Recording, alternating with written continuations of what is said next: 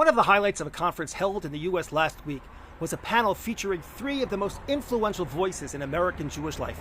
The panelists discussed some of the biggest challenges facing American Jewry today, and then they offered their insights into ways of addressing them.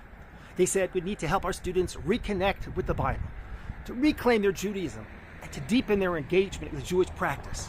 They stressed the importance of Jewish education, and that Zionism and Israel must be taught as essential parts of Jewish identity. And finally, they insisted that we must raise our children to be both patriotic Americans and proud Jews, because in their words, Americanism and Judaism are completely fused.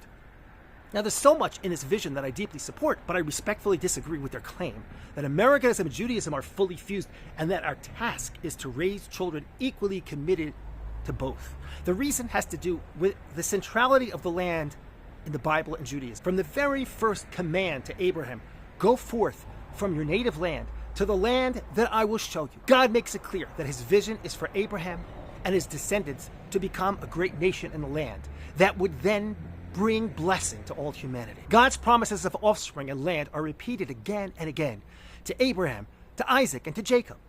In this week's Parsha, Vayeitzei, Jacob flees the land for safety in marriage.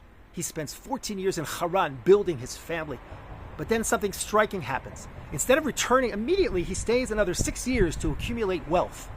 And because Jacob is not meant to build his life and future outside the land, God intervenes and tells him, arise, leave this land and return to your native land. The biblical narrative from Exodus through Deuteronomy describes the movement from Egyptian slavery through the desert and all the way to the border of the Promised Land. The land is also central to the very structure of the mitzvot, the commandments, the festivals, the laws of justice, kingship, warfare, economics, agriculture presuppose a sovereign Jewish nation living in the land. Again and again, the Torah says, follow these commandments in the land, and it warns us of exile from the land if we do not. Unfortunately, we were forced into exile, but we always prayed for our eventual return to the land. And there is virtually nothing in the Bible or in the traditional Jewish liturgy to suggest that diaspora life is meant to be permanent or ideal. Rabbi Jonathan Sacks put it powerfully when he says that Judaism is the constitution of a self-governing nation, and that in exile, Judaism is a shadow of itself. So if we truly want to teach our children to value the Bible, to embrace Judaism, and to live proudly as Jews,